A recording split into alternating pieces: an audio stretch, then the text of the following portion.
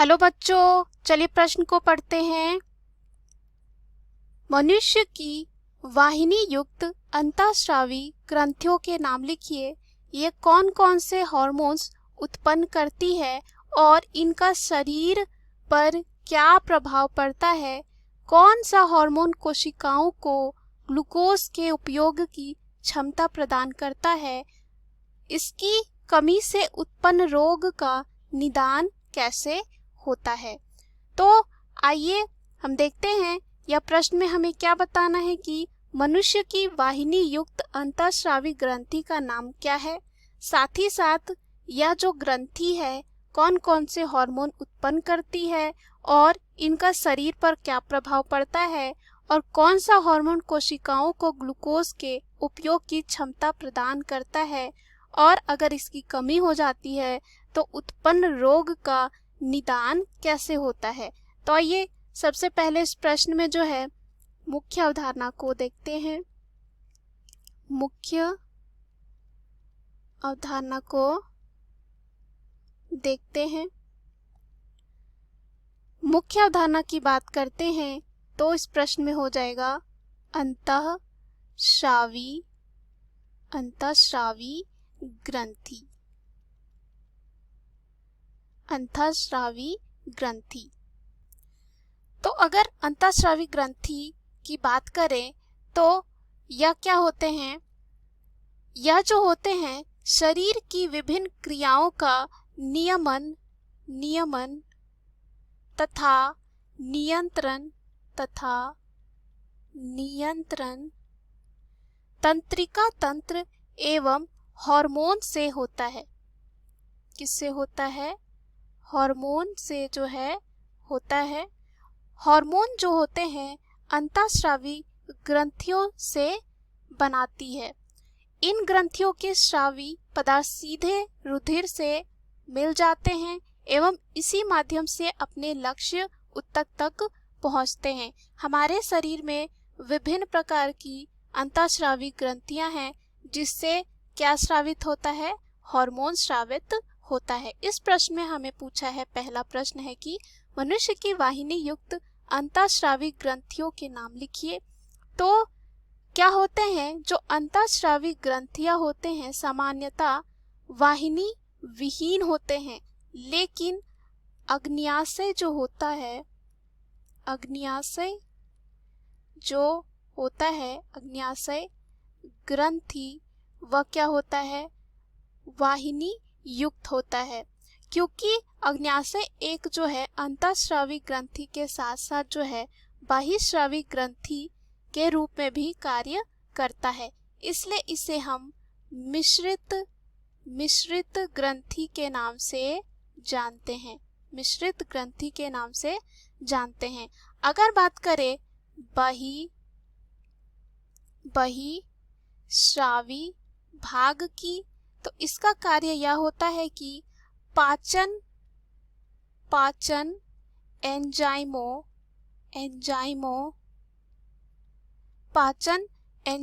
को स्रावित करता है, जबकि इसका अंतःस्रावी भाग जिसमें लैंगरहैंस के द्वीपिका होते हैं वह जो है हार्मोन स्रावित करते हैं।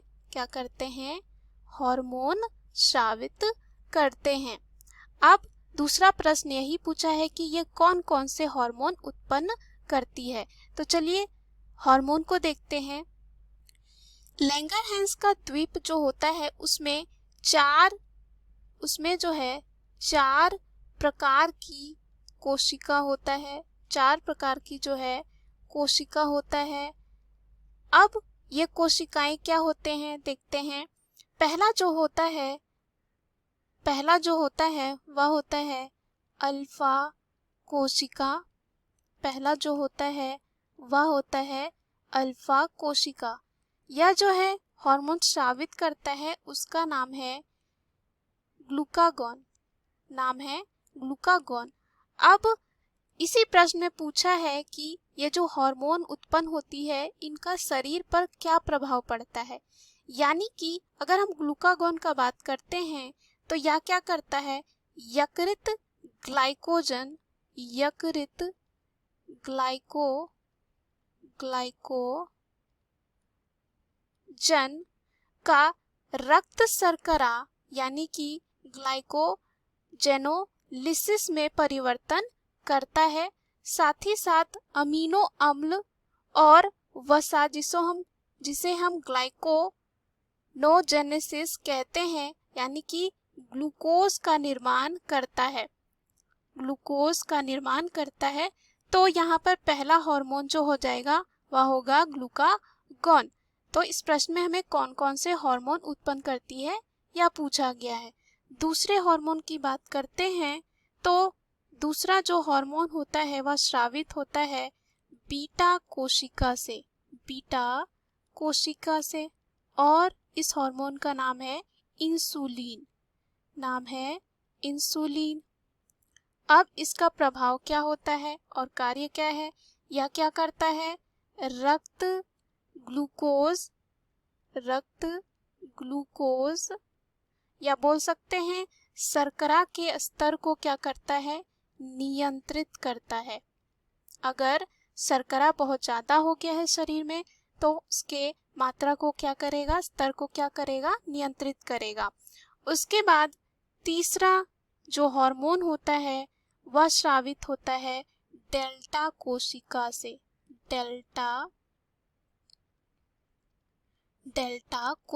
से। तो यह जो डेल्टा कोशिका होती है वह स्रावित करती है, वो हार्मोन का नाम है सोमेटोस्टेटिन। अब इसका प्रभाव क्या है और कार्य की बात करते हैं तो यह क्या करता है? जठरांत्र संबंधी मार्ग से रक्त प्रवाह में पोषक तत्वों के अवशोषण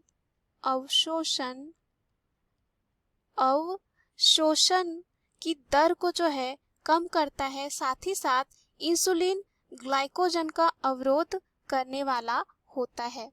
उसके बाद अंतिम जो कोशिका होता है वह होता है एफ कोशिका और इससे जो हार्मोन स्रावित होती है उसका नाम है अग्नाशयी। इसका नाम है अग्नाशयी पॉलीपेप्टाइड। अब इसका प्रभाव क्या होता है और कार्य क्या होता है? यह जो है अग्नाशयी रस के स्राव को जो है क्या करता है? रोकता है। और यहाँ प्रश्न में हमें पूछा है कि इनका शरीर पर क्या प्रभाव पड़ता है। अगर मान लीजिए ग्लूकागॉन नहीं हो तो क्या होता है? ग्लूकोज की कमी आ जाएगी। उसी तरह इंसुलिन अगर कम हो, इसका प्रभाव कम हो जाए तो ग्लूकोज का स्तर बढ़ जाएगा। उसके बाद अगर सोमेटोस्टेटिन जो है वह कम हो जाए तो पोषक तत्वों का अवशोषण सही से नहीं होगा। उसी तरह यहाँ पर जो अग्नाशयी पॉलीपेप्टाइड है वो क्या करेगा? अग्नाशयी रस के स्राव को रोक नहीं पाएगा। अब अंतिम प्रश्न जो है और दूसरा प्रश्न जो है, कौन सा हार्मोन कोशिकाओं को ग्लूकोज के उपयोग की क्षमता प्रदान करता है? तो यहाँ पर हमने देखा इंसुलिन जो होता है। अगर बात करें दूसरे क्वेश्चन की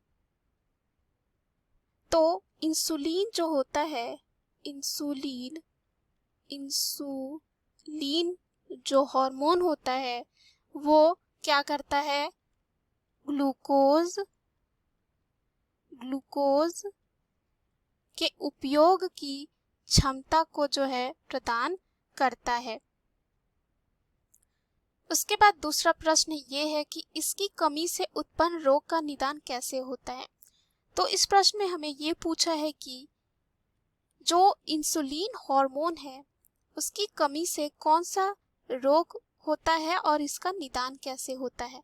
तो अगर हम बात करें रोग की तो यह जो रोग होता है वह होता है मधुमेह। उसके बाद अगर निदान की बात करते हैं तो इसमें जो है इंसुलिन इंसुलिन की सुई जो है लगाई जाती है। ऐसा इसलिए क्योंकि क्या होता है, जिसे मधुमेह हो जाता है उसमें जो है शर्करा का स्तर जो रक्त में है बढ़ जाता है, और इंसुलिन की सुई देने से क्या करता है, ग्लूकोज यानी कि शर्करा के स्तर को कम करता है।